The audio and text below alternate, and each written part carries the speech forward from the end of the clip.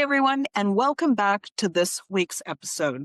Today, we're going to talk about the behind the scenes truth of running a coaching industry survey, why I did it, what I learned, how it can help you, and how maybe you could take a similar approach in your business. My name is Candy Motzek. I am your coach and your host today, and you are listening to this week's episode of She Coaches Coaches. So let's start here. We're going to start with my story. Why did I decide to run my own survey in the first place? Well, if you've ever felt frustrated about the coaching industry or frustrated about your coaching business, like you might have heard yourself saying, like, why is this so darn hard? I'm a great coach. I'm a smart individual. I've done all the training. Why am I having such a hard time? Then you're not alone. And so I was reading one of the big industry reports. It was glossy, it was fancy, it was well produced by one of the top 5 companies that go out and do these things. And it was full of all kinds of wonderful, general, positive statements.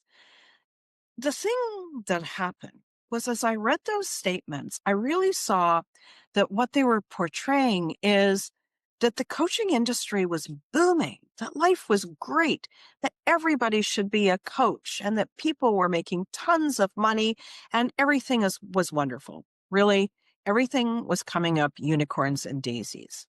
The problem was my clients were experiencing something very different. Now, I've been working with coaches for years, and I've been a coach for years. So these are the people that I talk to every day, all day. Well, it kind of bugged me, right? Like it really bugged me that I was seeing that my clients were working hard and they were struggling.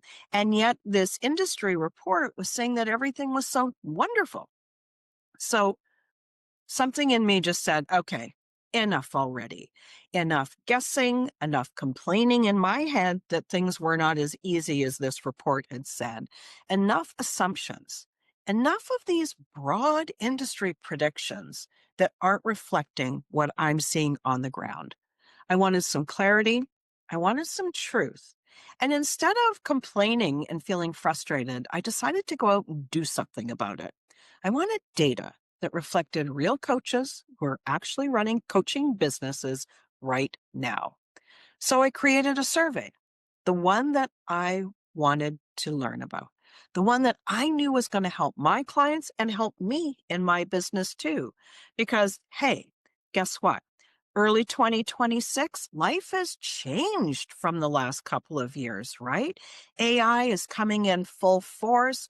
We've got lots of people who are struggling financially.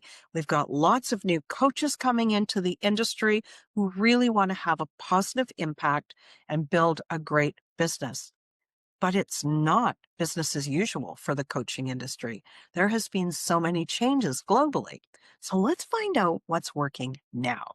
I really wanted to understand what's working right now with real coaches, not the celebrity coaches, not the coaches with a massive platform, not the ones who actually have a whole team doing all of their marketing. I wanted to know what was working for regular, thoughtful, professional coaches, the ones who really care deeply about doing meaningful work, people like you. So here are the questions that I wanted answers to. Where are you getting clients from? Where are those clients coming from? What kind of marketing is working for you? Which strategies have you tried that you found are a waste of your time? What do coaches wish they had understood sooner? What feels confusing or overwhelming? Why are some coaches thriving and others stalled out? I wanted the answers that those big reports never seemed to capture. And honestly, I wanted to feel grounded in my own business decisions as well. As I said earlier, the coaching industry has changed. That means my business is evolving as well. I'm the daughter of a science teacher, and I'm also an engineer by trade. So data matters to me. Clear thinking matters. Patterns matter.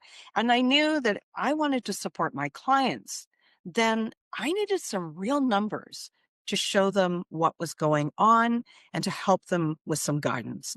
I wanted evidence. I wanted clarity. And I wanted something that coaches could rely on.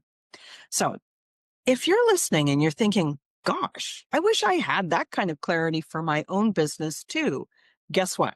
You're in luck. That is why I pulled together the report that gathers all of that data from those 115 coaches who so kindly responded. It's a lovely PDF. You can download it. I'll put the link in the show notes. You download that report, you go through it and learn from it. Learn from it and apply it to your own business. So you can have all of this too.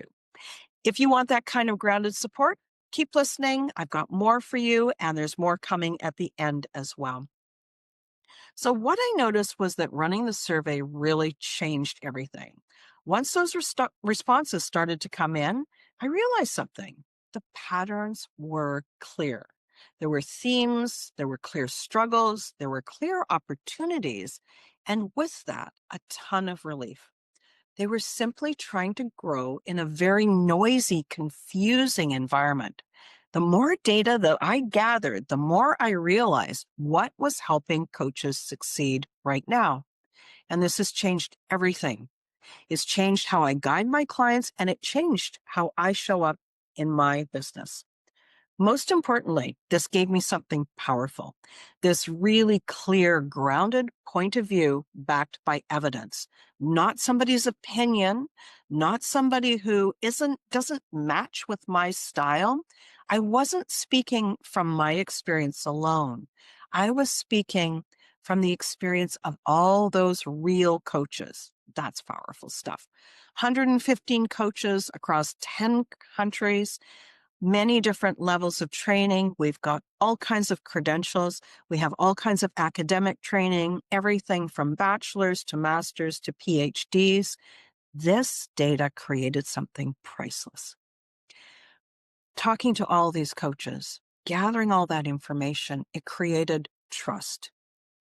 And when I gathered all that information together and shared it with coaches, they started to listen differently. And then they shared it with their friends. They started to ask questions. They wanted to learn more. That data builds credibility, and credibility builds trust and authority. This is why I want you to consider running something similar of your own. Maybe not tomorrow, maybe not next month, but at some point in your business, gathering insight from your audience is going to be one of the most clarifying, grounding, and empowering things you ever do. It's going to help you speak to your clients more clearly. It's going to help you refine your message. It's going to help you create an offer, a coaching package that your clients really want. It's going to help you understand what people want. It's going to help you feel connected to them and them to you. It helps you to stand out with that thought leadership. It builds trust quickly, and it establishes authority for you in your niche. In fact, I found that this is one of the most aligned, introvert-friendly strategies that you can use. You do not need to go out and create a survey and gather 100 different pieces of data. You can do this at a scale that is manageable for your business. You could go out and have conversations with people and talk to them and really listen to them, and then use what you learn and apply that to your business. You can also take all of those conversations and build an amazing professional network, build those relationships, those joint venture partners, those collaborators, people who potentially could be clients. It is an amazing approach. So just to wrap this up, I want you to know you don't have to have a big audience to run a survey. You don't need to have all the statistics to do it. You don't need a bunch of fancy tools. You just need curiosity, a desire to understand your people, and a willingness to lead with clarity and insight. If you're feeling the pull to bring more of this kind of clarity into your business, or if you want some help seeing your patterns and your opportunities, I would love to support you. You could book a call with me and we'll go through your niche and your business and see how this might apply to you. And of course, as I said earlier, if you want a copy of the Coaching Business Growth Survey, there's the links in the episode notes. Sign up for it, grab your copy, read it, and put it into play in your business. I'm so glad that you're here with me today. I hope that you found this valuable and that it got you thinking about what you could do in your business to talk to your dream clients, to support them even better, and then through that, build a steady, thrilling, fully booked coaching practice for yourself. And we'll talk to you again on the next episode.